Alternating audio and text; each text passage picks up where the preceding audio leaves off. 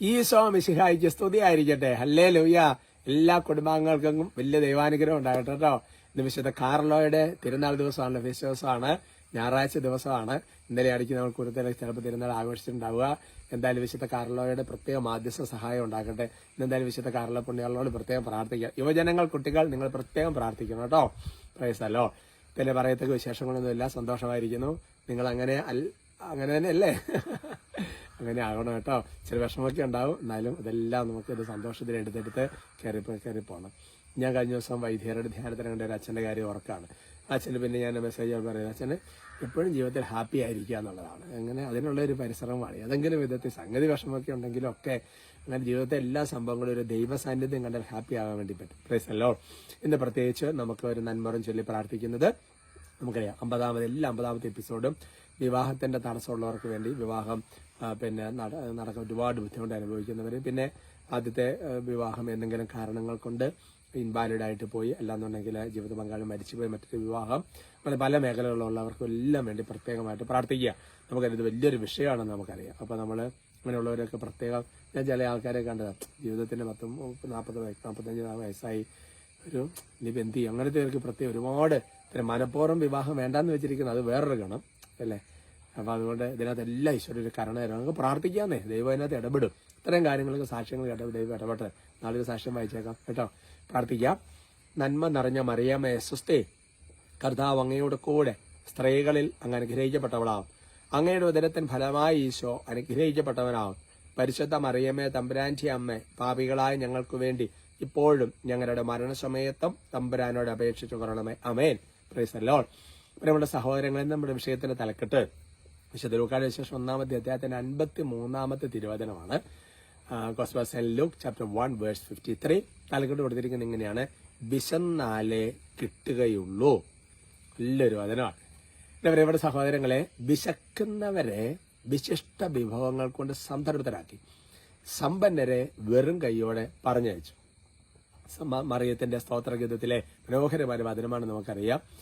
അപ്പൊ അതുകൊണ്ട് ശരിക്കും പറഞ്ഞു കഴിഞ്ഞാൽ വിശക്കുന്ന മനുഷ്യനെ കാണുന്നതും ഒരു സമ്പന്നമായ മനുഷ്യനെ കാണുമ്പോൾ നമ്മുടെ ആറ്റിറ്റ്യൂഡ് തന്നെ മാനസിക തലത്തിൽ രണ്ടാണ് അല്ലെ.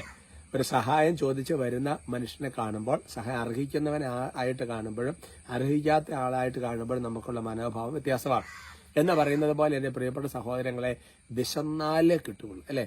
വിശപ്പ് എന്താണ് പറഞ്ഞത്, എന്നിട്ടാ ഇതുള്ള ഒരു എന്തൊരു അല്ല, അത് പോട്ടെ. പ്രൈസല്ലോ. അപ്പൊ അതുകൊണ്ട് നമ്മളെ സംബന്ധിച്ചിടത്തോളം ഇതൊരു ആത്മീയ തലത്തിൽ നമ്മൾ എടുക്കുകയാണ്. ആത്മീയ തലത്തിൽ നമുക്ക് നല്ലൊരു ദാഹവും വിശപ്പും വേണം. ഇപ്പൊ ഉദാഹരണം പറഞ്ഞു, നമുക്ക് പ്രാർത്ഥിക്കാനായിട്ട് ദാഹവും വിശപ്പും ആദ്യം കിട്ടും. അപ്പൊ ഒന്ന് പ്രാർത്ഥിക്കണം, കർത്താവ് എനിക്ക് പ്രാർത്ഥിക്കാനുള്ള ദാഹവും വിശപ്പും തരണമെന്ന് പ്രാർത്ഥിക്കുന്നതല്ല, ഒന്നായിട്ട് ദാഹിക്കുന്ന എന്റെ അടുക്കൽ വന്ന് കുടിക്കട്ടെ എന്നല്ല വചനം അല്ലെ. ചോദിക്കാമെന്ന് ലഭിക്കുമെന്നല്ലേ വചനം. അന്വേഷിക്കുന്നതിന് കണ്ടെത്തുമെന്നല്ലേ വചനം. അപ്പൊ ആത്മീയ ജീവിതത്തിൽ നല്ലൊരു ദാഹവും വിശപ്പും നമ്മുടെ ജീവിതത്തിൽ ഉണ്ടാകും. വളരെ പ്രധാനപ്പെട്ട കാര്യം. ഇനി വേറൊരു അന്യത മണ്ഡലമാണ് സമ്പന്നരെ വെറും കൈയോടെ പറഞ്ഞയച്ചു എന്ന് പറയുമ്പോൾ അതിന്റെ അർത്ഥം എന്ന് പറയുന്നത് ആത്മീയ കൃപകളൊക്കെ നന്നായിട്ടുള്ള വ്യക്തികൾക്ക് ദൈവം കൊടുക്കുകയല്ല എന്നുള്ളതല്ല. സമ്പന്നൻ എന്ന് പറഞ്ഞാൽ അതിന്റെ അർത്ഥം ദൈവത്തെ ആശ്രയിക്കാത്തവൻ എന്നാണ് അർത്ഥം. സമ്പത്ത് അതിനാൽ തന്നെ നല്ലതാണ്, അല്ലാന്നല്ല. ദൈവസമ്പത്ത് നൽകുന്ന ബൈബിളിൽ വചനമുണ്ട്. പക്ഷേ ദൈവത്തെ ആശ്രയിക്കുക, എല്ലാ സ്വന്തം കഴിവുകൊണ്ട് കാര്യങ്ങളൊക്കെ നേടിയെടുക്കാം. ആത്മീയ ജീവിതത്തിന് ആത്മീയ കൃപകൾ ഉണ്ടെങ്കിൽ അങ്ങനെ നടക്കുകയല്ല. അവൻ ദൈവത്തെ അതുപോലെ ആശ്രയിച്ചുകൊണ്ടിരിക്കും, ദൈവത്തെ അതുപോലെ സ്നേഹിച്ചുകൊണ്ടിരിക്കണം. Price the Lord. അത് അങ്ങനെ ഉണ്ടെങ്കിലേ കിട്ടുകയുള്ളൂ. അതുകൊണ്ട് ഓക്കെ, അതൊക്കെ എനിക്ക് തരും, ദൈവം തരും, അങ്ങനെയൊക്കെ വിചാരിച്ചുകൊണ്ടിരുന്ന കാര്യം നടക്കുകയല്ല കേട്ടോ. പിന്നെ വിശ്വാസത്തിനൊരു ചിന്തയുണ്ട്, ദൈവം എനിക്ക് അതെല്ലാം തരും. അത് ആശ്രയത്തിന്റെ അപ്പുറത്തുള്ള ഒരു വിശ്വാസത്തിലേക്ക് പോകുന്ന ഫലമാണ്. ഒരുപാട് കാര്യങ്ങൾ പറഞ്ഞാൽ കൺഫ്യൂഷൻ ആകുമെന്ന് എനിക്ക് നന്നായിട്ട് അറിയാം. അപ്പൊ അതുകൊണ്ട് ചുരുക്കം പറഞ്ഞാൽ എല്ലാ കാര്യത്തിലും ദൈവത്തിന് നമുക്കൊരു ദാഹവും വിശപ്പും നമ്മുടെ ജീവിതത്തിൽ. ദൈവം വിശിഷ്ട വിഭവങ്ങൾക്കൊണ്ട് സംതൃപ്തരാണ്. ഞാൻ കണ്ടിട്ടുണ്ട് രക്ഷകാരൊക്കെ അറിയാം, 10 വർഷം ഒരു പ്രത്യേക കാര്യത്തിനും കൂടി പറഞ്ഞ ഒരു അതുപോലെ ദാഹിച്ച് വരും, ദൈവം അങ്ങോട്ട് കൊടുത്തത്. വിശുദ്ധ ഫൗസ്തീനയുടെ ജീവിതത്തിൽ ചില കാര്യങ്ങൾ പറയുന്നുണ്ട്. അപ്പൊ അതുകൊണ്ട് വിശുദ്ധിക്ക് വേണ്ടിയിട്ടുള്ള ഒരു ദാഹവും വിശപ്പ് ഒരുപാട് വർഷം കഴിഞ്ഞപ്പോൾ കർത്താവ് അങ്ങോട്ട് കൊടുത്ത് ഒരു പ്രത്യേക ഗിഫ്റ്റ് അങ്ങോട്ട് കൊടുത്തു. Price the Lord. ഹല്ലേലൂയ. എനിക്കിങ്ങനെ ടോക്ക് എടുക്കുന്ന സമയത്ത് ജീവജാലങ്ങളൊക്കെ കരയൊക്കെ ചെയ്യുമ്പോൾ വലിയ സന്തോഷം. അവരൊക്കെ ടോക്കൊക്കെ ഇട്ട് അല്ലേ, വിശുദ്ധ ഫ്രാൻസിസ് അസീസി അങ്ങനെയൊക്കെ ആയിരുന്നല്ലോ. നമുക്ക് അങ്ങനെ ആകാൻ പറ്റിയില്ലെങ്കിലും അല്ലെ, പ്രകൃതിയോട് ചേർന്ന് നമുക്ക് കർത്താവിനെ ആരാധിക്കാം, നമുക്ക് സ്തുതിക്കാം. Hallelujah, hallelujah, hallelujah, hallelujah. നന്നായിട്ട് സ്തുതിക്കാം. യേശുവേ ആരാധന, ആരാധന, ആരാധന, ആരാധന, ആരാധന. കർത്താവെ ഞങ്ങളങ്ങേ സ്തുതിക്കുന്നു, ആരാധിക്കുന്നു, നന്ദി പറയുന്നു. ഹാലേലൂയ, ഉച്ചത്തിൽ സ്തുതിക്കാം. കർത്താവായ ദൈവമേ, പ്രാർത്ഥിക്കാനുള്ള ദാഹവും വിശപ്പും, വചനം വായിക്കാൻ ദാഹവും വിശപ്പ്, ആത്മീയ കാര്യങ്ങളുടെ ദാഹവും വിശപ്പ് അത് ഞങ്ങൾക്ക് ലഭിക്കട്ടെ എന്ന് പ്രാർത്ഥിക്കുന്നു. കൂട്ടായ കർത്താവ്, കുഞ്ഞുങ്ങൾക്ക് ചിലപ്പോൾ വിശപ്പില്ലെങ്കിൽ വിശപ്പിന് മരുന്ന് കൊടുക്കുമല്ലോ. കർത്താവ് എന്ന് പറയുന്നത് പോലെ തന്നെയാണല്ലോ കർത്താവ് ആത്മീയ ജീവിതങ്ങൾക്ക് ദാഹവും വിശപ്പും തരണമേ എന്ന് പ്രാർത്ഥിക്കുന്നു. ഓ കർത്താവായ ദൈവമേ, പ്രത്യേകിച്ച് കർത്താവ് ഇന്ന് ഞങ്ങൾ ഒരുമിച്ച് എല്ലാവരും ഒരു മനസ്സോടെ ഞങ്ങൾ പ്രാർത്ഥിച്ചിരുന്നല്ലോ. കർത്താവ് ദൈവമേ, വിവാഹം നടക്കാത്തവര്, വിവാഹം വേണ്ടാന്ന് വെച്ചിരിക്കുന്നവര്, പല കാരണങ്ങളാൽ വിവാഹം മുടങ്ങിപ്പോയവര്, ആദ്യത്തെ വിവാഹം ഏതെങ്കിലും പരാജയപ്പെട്ടു പോയവര്, അങ്ങനെയുള്ള എല്ലാവർക്കും വേണ്ടി പ്രാർത്ഥിക്കുക. കർത്താവ് യേശുവിന്റെ നാമത്തിൽ ഞങ്ങളുടെ പ്രാർത്ഥനകൾ കർത്താവ് അങ്ങയുടെ കുരിശുമരണത്തിൽ ഉദ്ധാനത്തിന്റെ യോഗ്യത സ്വീകാര്യമായി തീരട്ടെ. എല്ലാ ദുഷ്കാര്യങ്ങളും ബന്ധിക്കുന്നു, തടസ്സങ്ങൾ വിട്ടുപോകട്ടെ. ദൈവം തീരുമാനിച്ചിരിക്കുന്ന ജീവിത പങ്കാളി കടന്നുവൻ ഇടവരട്ടെ എന്ന് മനസ്സറിഞ്ഞ് അനുഗ്രഹിച്ച് ആശീർവദിക്കുക.